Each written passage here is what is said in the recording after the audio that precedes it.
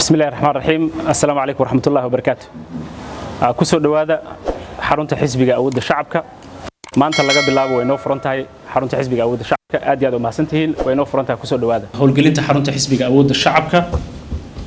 فرحد وين أيتها ما أنت إن هرتي سو استاجو مناسبة أنك هذلو وجهرين ما أنت فرنت إنه معهن محوله دونا لكن ومحاس له دونا ومدهن qof ahaan iyo qaran ahaanba saadarteed waxa rabaa inaan si kooban idin la wadaago aragtida ujeedka iyo himilada xisbiga awoodda shacabka walaalayaal sidaan ognahay Soomaaliya waxay soo jirtay muddo aad u dheer wayna sii jiri doontaa eebba idankiis waqtigaas ay soo jirtay Soomaaliya aad ka u fog waxay ku jirtay jiilba jiil ka dambeeya inuu qoro isku dhiibkaas la isku sii dhiibo si loo hormariyo loo dhowro siiqada sooyaalka faca dheer ee Soomaaliyeed muddo hadda laga joogo nus qarni Soomaaliya waxa ka hana qaaday hanaan dawladeed oo la mid ah kan dunida casriga ah laakiin dad badan oo Soomaaliyeed waxay qabaan in himiladii laga lahaa aanan si dhameystiran looga wada gaarin sidaa darteed waxa isweydiin mudan maxayna u baahannahay inaan dhidibada ugu taagno qaran wada jira oo gaarada himilada uu hiigsanayo qof walbana uu doorkiisa leeyahay si taa aan ku gaarno Soomaaliya dhabtii way ku daashay qof bedela koox bedesha laakiin Soomaaliya waxay u baahan tahay aragti cusub oo ka turjumaysa baahida shacabka iyo baahida guud ahaan dadka Soomaaliyeed iyo hoggaan hufan oo u taagan hirgelinteeda sidoo kale markaan u soo noqono ummad ahaan isla hadalno ama qof ahaan iskula hadalno waxaan runtii xisbiga awoodda shacabka wuxuu mar walba aaminsan yahay inay muhiim tahay inaan wax ka bedelno fakarka dhamaanteena na ragaadiyay ee nabaday ficiltanka ah faca iska celi oo aan ku bedelno faca wax la qabso ana ka hirgelino maamulka dawladnimo iyo macaamilka shacabka dhexdiisa taa waxay ku iman kartaa inay tusaale u noqoto jiilka soo koraya in aragti kala duwanaanshaha siyaasadda fakarka iyo wixii la halmaalaba ay marnaba naga hor istaagin danta guud oo dhamaanteen ka wada shaqeynayno waxayna ku beeraysaa jiilka oo cusub inay u heelanaadaan hawsha hortaalo ayagoo marnaba aan ku saleynayn qof ka aragti duwan ama qof ka siyaasad duwan laakiin hadafkeenu uu yahay in Soomaaliya la hormariyo si wadajir loo hormariyo xisbiga awoodda shacabka himilooyinka uu hiibsanaya haddii aan si kooban u sharxo waxa ka mid ah kow ilaalinta jiritaanka iyo madaxbannaanida qaranka Soomaaliyeed labo nabad iyo xasilooni ku soo dabaalida dalkeena iyada oo loo marayo siyaasad ku dhisan wada shaqayn qaran gobol iyo caalamka saddex u horseedid dalkeena bulsho siyaasad iyo dhaqaale furan oo saldhig u yahay dulqaad nabad ku wada noolaashiyo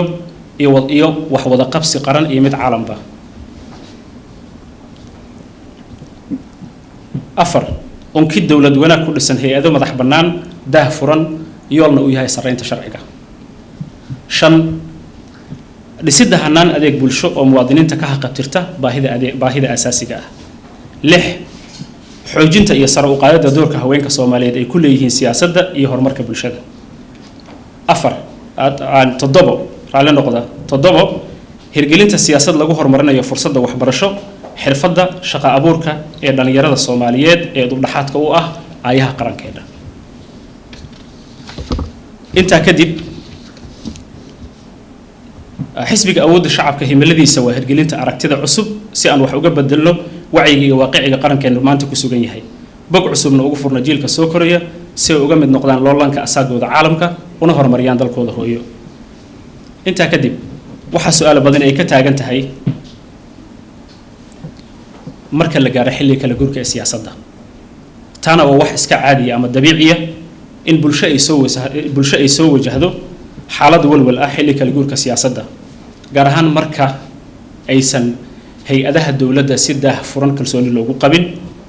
hase yeeshee waa muhiim in bulsho iyo hoggaan aan wada fahansannahay in dawladnimadu tahay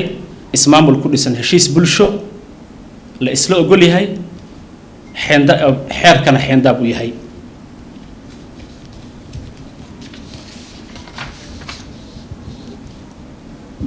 hirgelinta iyo isgaarsiinta himilooyinkaas waxay u baahan yihiin aragti iyo dadaal aan ku ilaalino kuna barbaarino inta aynu maanta haysano isla markaana aan horey uga sii wadi karno socdaalka dheer aynu ugu jirno gaarista halka aan hiigsanayno haddaba si taa loo hubiyo waxaa dhammaan hogaamiyaasha herar kala duwan ee dalka waajib ku ah inay dhowraan heshiiska bulshada isla gaartay dowladnimadana ku ilaaliyaan xayndaabka sharciga haddii aan ka hadlo arrimaha hadda taagan ee doorashooyinka maanta waxaa horumar ah in Soomaaliya ay ka hadlayso sharci doorashooyin in golaha shacabka ee Jamhuuriyadda Federaalka Soomaaliyeed laga ansixiyay sharci doorashooyin uu sugayo aqalka sare kadibna madaxweynaha uu saxiixo si uu sharci u noqdo waxaan isxasuusinaynaa dhammaanteen maanta halka aan joogna oo marka ay noqoto inaan ka hadlayno sharci doorashooyin oo uu dalka leeyahay waa runtii horumar wanaagsan balse sharcigaas doorashooyinka uu dalka leeyahay ee laga soo wada shaqeeyay xisbiga awoodda shacabka wuxuu ka aaminsan yahay aragti ahaan in ay muhiim tahay inay ku dhacdo doorasho sharciga waafaqsan shacabku cod yeesho kuna salaysan nidaamka xisbiyada badan waqtigeedana ay ku dhacdo sida dastuurka uu qabo sidoo kale wuxuu xisbiga awoodda shacabka soo jeedinayaa in marnaba wax sharciga ka baxsan aysan doorasho u noqon dadka Soomaaliyeed Soomaali waxaa deeqda wax sharciga waafaqsan oo dhammaantoodna gaarsiin kara horumarka ay hiigsanayaan waxaan mar labaad soo jeedinayaa oo xisbiga awoodda shacabka uu soo jeedinayaa anigoo ku hadlaya afka magaca xisbiga awoodda shacabka in maamulka doorashada ay noqoto mid daahfuran u suurtagelisa muwaadinka Soomaaliyeed in uu doorto cidda uu doonayo si meesha uu hiigsanayo qarankeenana uu la hiigsanayo uu u gaaro